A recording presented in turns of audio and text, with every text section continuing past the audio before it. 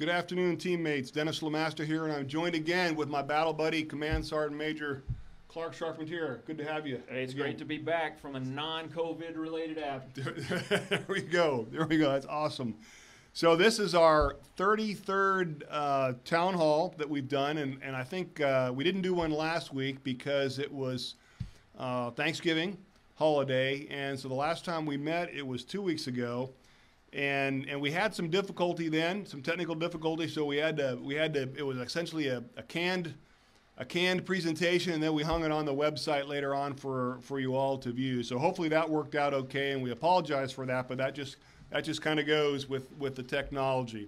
So this one hopefully is broadcasting live, and what that'll be our battle drill from now on. In the event that we can't broadcast live, we will go ahead and just do it and record it, and then hang it on the net later on, so that you can view it and get some information out of it. So on a somber note,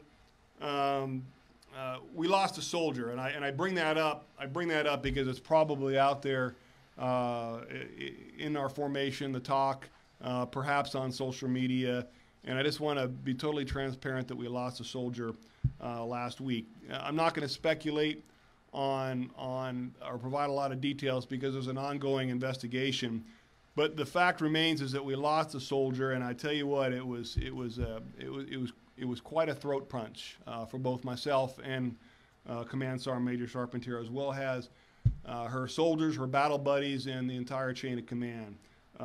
Outstanding soldier, and that soldier will be missed. But what I would tell you is that the holidays, we know, are historically not a good time for everybody, and we miss family, especially you add on the additional layer, the complexity of COVID, and things are just kind of an even more heightened state, which may cause a lot of people to be more distressed than usual. And I just encourage everyone out there to know that here at the Medical Center of Excellence, you are not alone. There is an entire family ready to backstop you, ready to help you. All you need to do is reach out if you feel like you're not in a good place. And I sincerely mean that.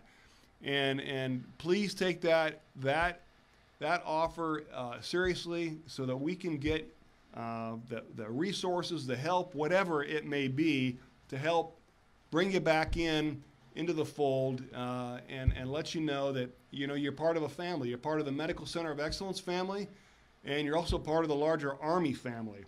And we need everybody in our formation. And everybody is critical to what we do. It's critical to the Army. And I'll just pause there for a moment, Sergeant Major, because I know you have some thoughts on it too. Yeah, sure, sir.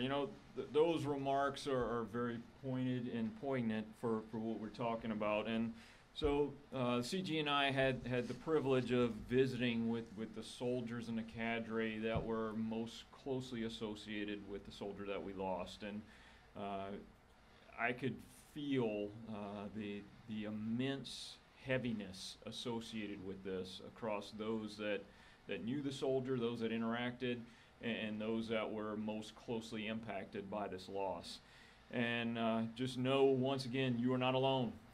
And realizing that all of us are affected by this loss in some way, and all of us have the opportunity to use resources to be able to confide in others, whether it's friends, family, behavioral health, chaplains, whatever the necessary means are. Take those. It is not something to be ashamed of if you have sadness, anger, or other emotions associated with the loss of a friend. So on a separate note, we are holding a memorial service for that particular soldier. It is going to be closed to the public, but it's going to honor the soldier's service to our nation, and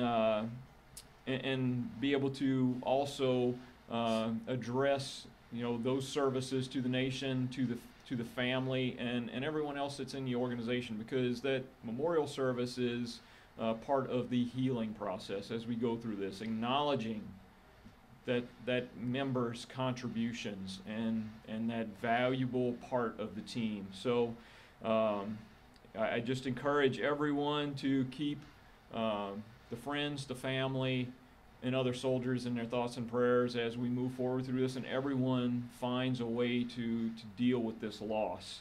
You know, and this is a stark reminder once again that holidays are not always the positive thing that we think about or that's portrayed in the TV, movies, commercials, whatever else is out there, because we don't know what's going on in other people's lives. We don't know what has gone on in other people's lives at that holiday time of the year.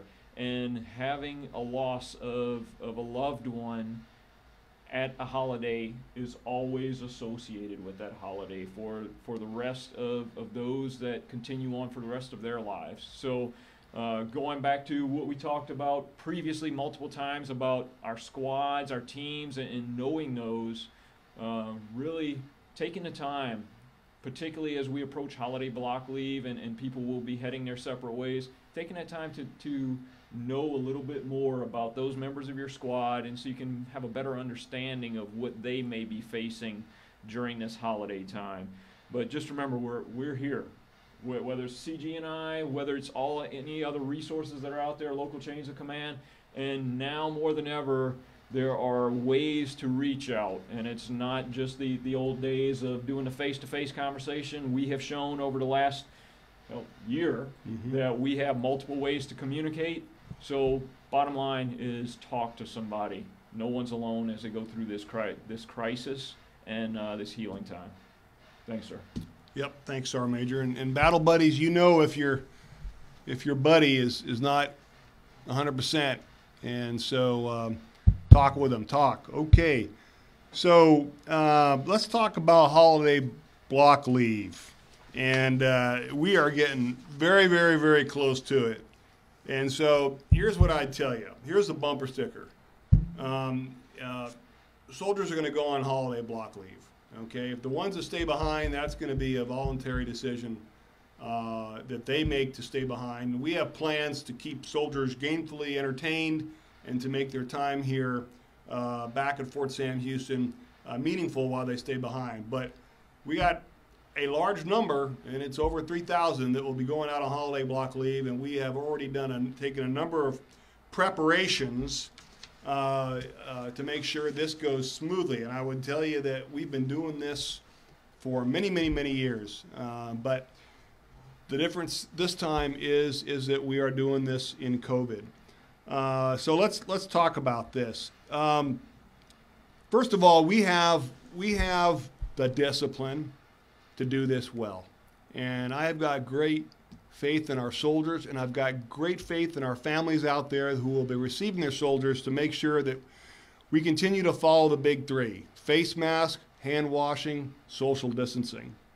And those 2 weeks will go by. They'll be wonderful times, and then we'll come back here. But so here's how this is going to go, and I kind of briefed this before, but we've done a rehearsal. We're going to have 3 conditions checks to make sure we're well postured to execute a fluid departure of the soldiers. The soldiers will go on holiday block leave. They'll come back. They'll be screened. Those who are symptomatic will be tested. Those who aren't will not be tested. They're going to go into a 14-day ROM, and we're going to push instructional content virtually, so soldiers will be able to continue on with their POI with no loss in time. And yes, it will be done in the barracks, but the train will keep moving. The training train will keep on moving so that there's no lost time, and we can get you onward to your first unit of assignment here when you graduate from AIT. So there's a number of discussions here, and I got some talking points in front of me, and it talks about adjustments which have been made to make sure the soldiers can take holiday block leave. The key source of information and things there may be some adjustments made. You know, our chain of command are talking with the drill sergeants. The drill sergeants are talking with their soldiers to make sure the soldier has a holiday block leave experience. and that's what we're working for. Let's talk through this kind of before, during, after construct to let you know how this will go. We've already done a number of rehearsals, which I mentioned. Our drill sergeants are working hard to advise our soldiers on the impacts of travel depending on their location in the continental United States. And some states have a very high incidence of COVID, some's not as high. The bottom line is this is a team effort, and this comes down to personal discipline to lower the risk of getting COVID. And I talked about the big three, and that is one of the things we need to do. During, continue to execute the protocols we've talked about. Now after, when we come back, again, 14-day ROM after a screening process. We've got Brooke Army Medical Center here postured to support. If someone's sick, we can get them the care they need. If someone needs testing, we can get them the care. It's all going to go relatively well. The key thing here is that we have to do. And, you know, you've heard me brag. Thousands and thousands and thousands of soldiers shipped from Fort Sam Houston to 1st Unit of Assignment. Not one single COVID positive soldier has shipped. Now we want to get back to that level of excellence. And the key thing is we bring everybody back, and we're talking a lot of soldiers, we got to reestablish the safety bubble. And it's going to take us about 14 days to do that. And figuring out who may have contracted COVID and who has not. And once we get that set again, we'll go back into how things are currently. And that'll be the most important thing. Soldiers play an integral role in this. Family members play an integral role in this in making sure their soldier doesn't turn sick. And I think there's some letters that went out with my signature to the families. And hey, we've got great Americans out there, and I know that we will do this well. Sergeant Major, what would be your thoughts? Yeah, so it seems like a lot of procedural stuff. You know, we're talking Army stuff right now. This is an operation, and it is an Army operation because senior leaders in the Army, leaders here at the MEDCoE, we recognize that holiday block leave is incredibly important, not only for our student population, which I know they're probably jumping up and down, and as I've talked to them recently, they're looking forward to that opportunity, but also, and maybe more importantly, because it's not the transient population, is our cadre population, because they've been at this every single day since COVID started, teaching, training, coaching throughout this process. So we need to make sure that we're taking care of those individuals because they deserve a break too. They need that time off because as they get ready to reset and come back for next year, it's important for them to be prepared physically and cognitively to be able to continue on with the mission. So for the soldiers in training and for our cadre, and whether they're military, civilian, holiday block leave is not a time to lose your mind. Holiday block leave is not a time to forget everything that you've been trained to do. Discipline is incredibly important. Those basic things, distancing, hand washing, and face coverings, they still remain the same, and you can still have high-quality visits with those that you love. It's just preparing and planning, protecting yourself, protecting your families. Those are the most important things. So while you're out, and keep your holiday bubble, because we talk about our training bubble here, yep. But everybody's got another holiday bubble, a family bubble, whoever it is that you are spending your holiday, keep that bubble intact and keep it as small as possible to where we're limiting the possible transmission throughout that time. We want everybody to have fun. We want everybody to spend time with their families because it's incredibly important, but we also want to make sure that we remain safe and that everyone remains well. Nobody wants to be sick over the holidays. Just like I said, you know, losses impact holidays. You know, I'm sure that there's no one in the viewing audience that wants to have a memory of Christmas, New Year's 2020 having been sick with COVID. Yep. That's not the memory that anyone wants to have. So I just encourage everyone to think about doing the right thing throughout their entire block leave period. Very seldom do I ask for anything from our family members that are viewing this, family members of our trainees, family members of our instructors. But I'm going to ask today, and I'll probably ask the next 2 weeks coming up. But it's going to be the same ask. Help your trainee, help your soldier, help your instructor to remain safe during this holiday season. Don't put them into a position where they have to choose between what's perceived as a fun family event or keeping themselves and you healthy. So I just ask, consider that as you plan your holiday gatherings, and consider that as you plan what events you're going to take part in. Bottom line is, we are counting on all of you to make this a successful holiday block leave. Thanks, sir. Yep.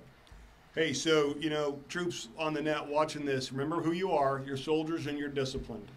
And for the family members, remember that you're soldiers, your kids, spouses, they're soldiers now, and they are disciplined, and they're following some rules that we ask them to. And the Sergeant Major said it so well. Another thing I would ask is, you know, you look at the news, and there's a lot of talk, promising talk about vaccines. I would caution all of us not to use the potential distribution of a vaccine as a motivation for us to become indisciplined and not follow the big three: face mask, hand washing, social distancing.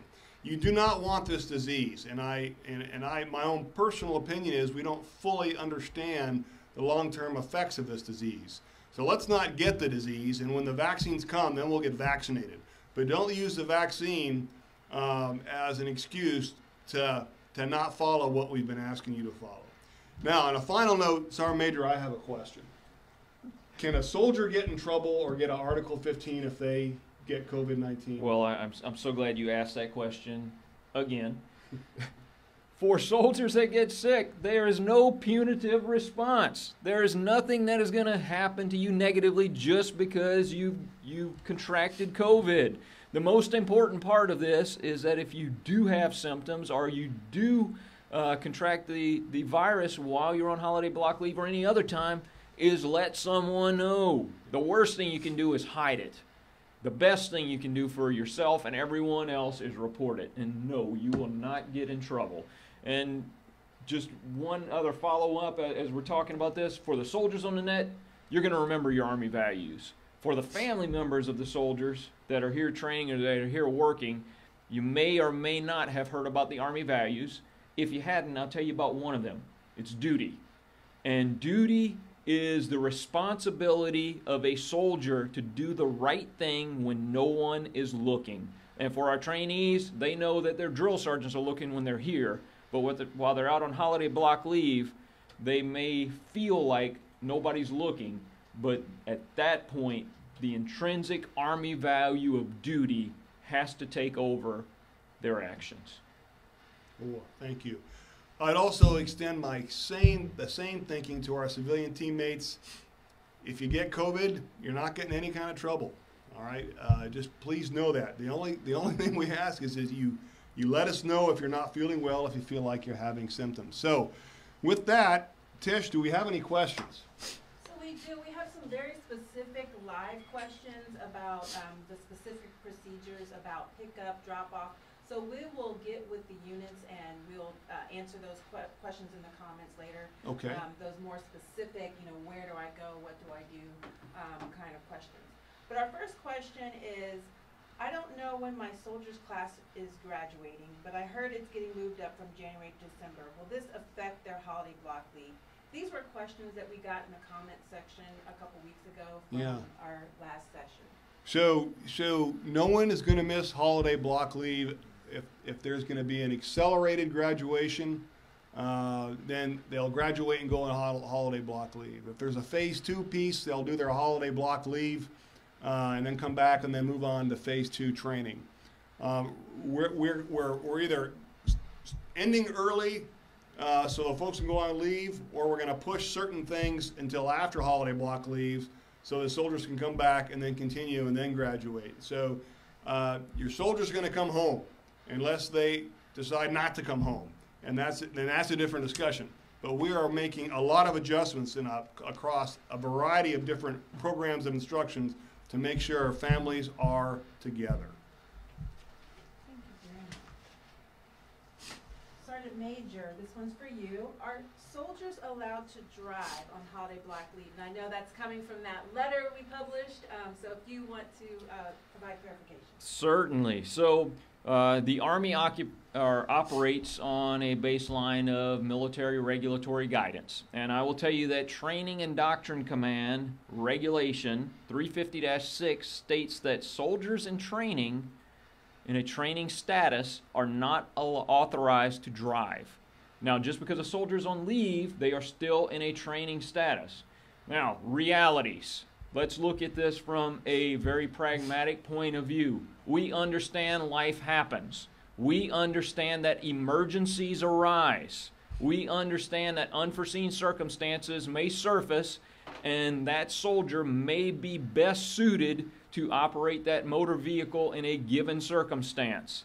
So if an emergency arises and a soldier has to drive while they are on holiday block leave, make sure that they are abiding by state and local laws for driving. Make sure that they're well rested. Make sure that all of the implements of safety are in place, because the last thing we want to have happen is for our soldier to compromise their safety or the safety of their families while operating a motor vehicle in an emergency situation. So motor vehicle accidents are the leading cause of soldier deaths. So we want to make sure that we are mitigating that as best as we can. Also, for those individuals that are departing on holiday block leave, they will not be allowed to drive to or from their holiday block leave location. There's provisions in place to be able to get them to and from their duty station here at Fort Sam Houston to wherever they're heading. So bottom line, use common sense. Well, actually, if it was common, more people would have it. Use good sense if you have to operate a motor vehicle. Sir? Oh, well said, Sergeant Major. Thank you. This is another question that we got through our channels. Sir, this one's for you. Okay. Will MEDCoE situational ad hoc telework agreements that are scheduled to expire 31 December be automatically extended? So we're working to extend past 31 December. We're working to get them extended to the 31st of March, 2021. We're following DoD policies, of course, but we understand that we simply have to do that to maintain the health protection of the force here, our civilian workforce, our uniform workforce. So we had talked about the return to the workplace plan a number of times, and I'll reiterate the key tenets, right?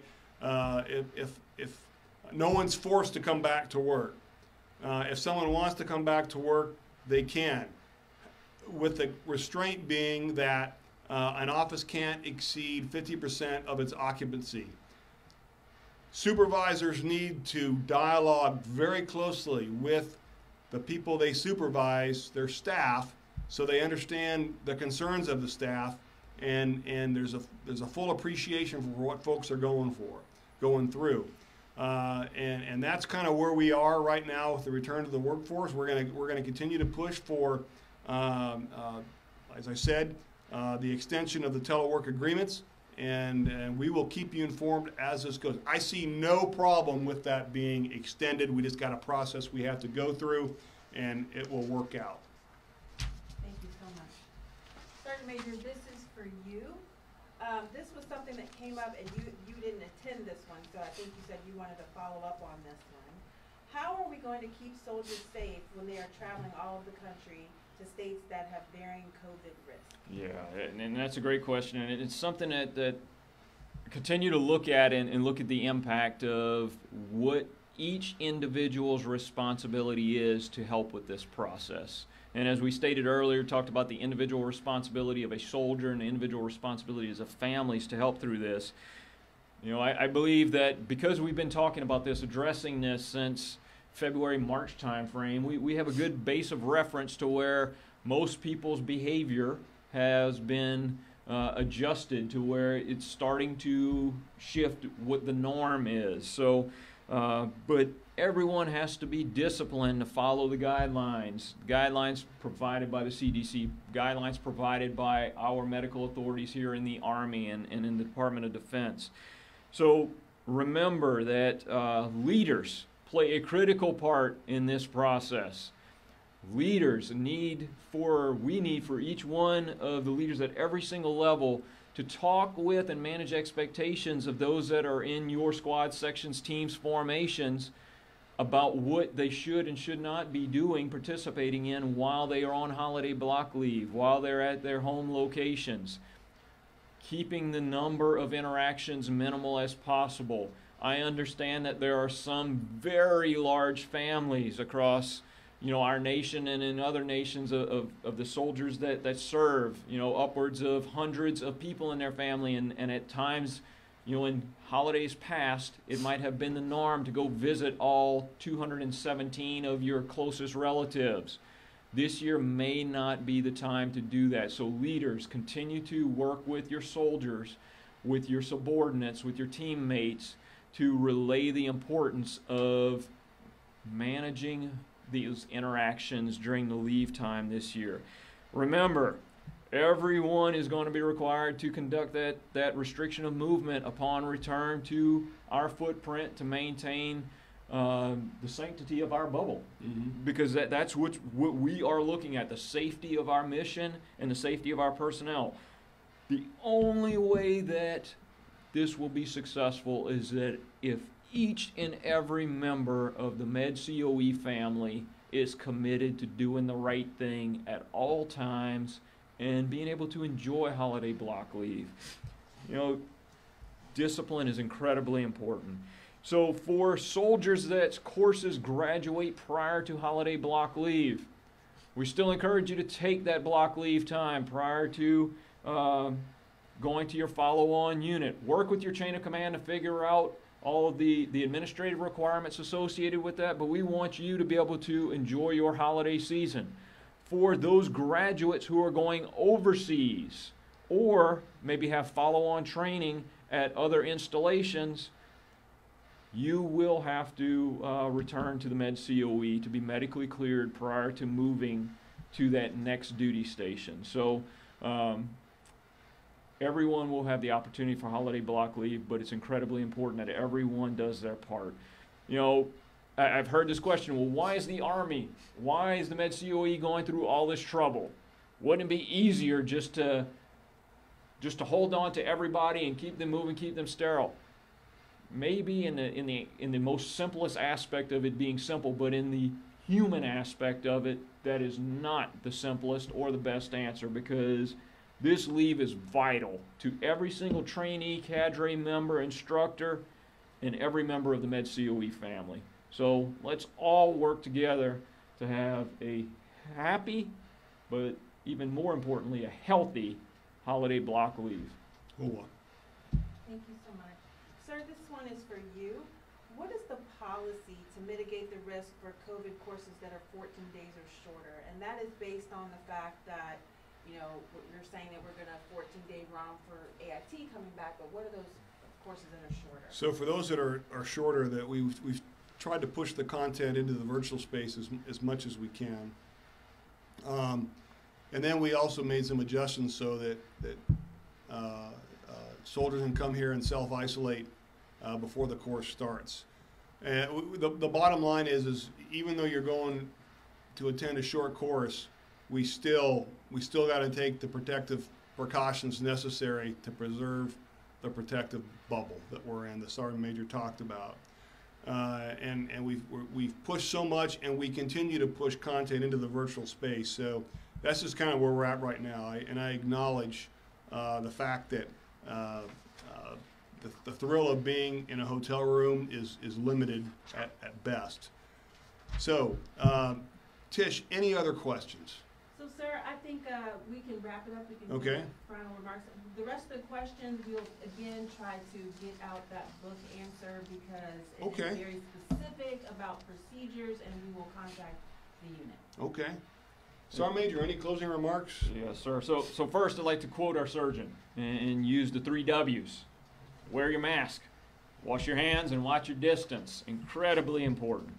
So, in regard to force health protection, I want to stress that anyone using the Fort Sam Houston gym physical fitness facilities must adhere to the current COVID-19 policies at all times. And I will tell you that there is a risk if individuals can't follow those policies that potentially the base commander may decide that the risk does not outweigh the benefit of having those facilities open. I personally, and I know that CG and I have talked about this, the importance of physical fitness activity is paramount, not only to physical well-being, but also mental well-being. So make sure that you're doing the right thing. And I can tell you right now, most recently, if you're in a gym, you are going to be required to wear a face covering. Unless you are actively involved in a cardiovascular training event. Other than that, if you're weightlifting, if you're walking between stations, all those things, you have to have the face covering on. Please do it because it's the right thing. Don't do it because it will get you, or don't do it because if you don't do it, don't adhere to it, that'll get you banned from the gym, or the CG and I will get a phone call based off of who you are and your refusal to do it. But just do it because it's the right thing. Also, I just want to say that I appreciate what each and every member of our team does each and every day in combating COVID and working through our mission set and working towards a successful holiday block leave. I'm extremely proud to be a part of this team, extremely proud to be a member of the MEDCoE squad, and I'm extremely happy to be able to be back here sharing a few words with each one of you today. Thanks, sir. You bet, Sergeant Major. Hey, this was our 33rd iteration. We're going to do this 2 more times before holiday block leave. So that'll be on the 11th and the 18th of December. And then we'll resume after that on the 8th of January. And we will just continue to do these until we stop.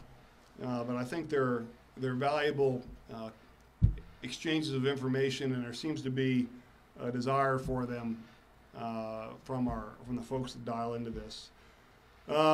There's so many different emotions this time of year, and we opened up with a discussion on reaching out if you're not in a good place. I just want to reiterate that.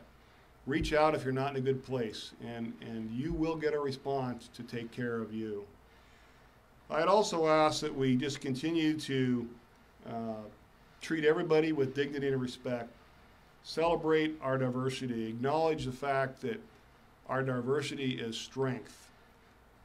There is no place in our formation for disrespect, for sexual assault, for sexual harassment, no place for political extremism, racism, no place for that in our formation.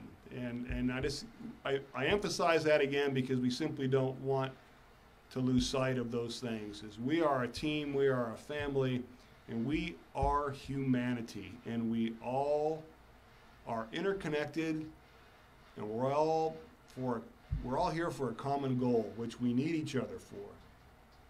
So many in our group is so diverse, and I sometimes struggle in how I express my gratitude to everybody, and I never have the good answer.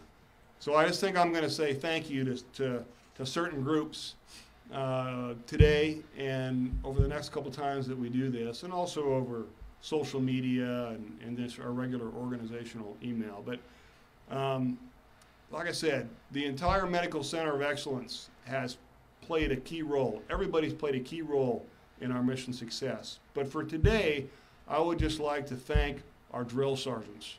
Our drill sergeants are working 20 plus hours a day, and they've been working hard since this thing started. They've always worked hard, but since this thing being COVID hit high gear in early March, they have been burning the candles at both ends. To my drill sergeants, you have my deepest gratitude and respect. So with that, thanks everybody. We'll see you on the high ground.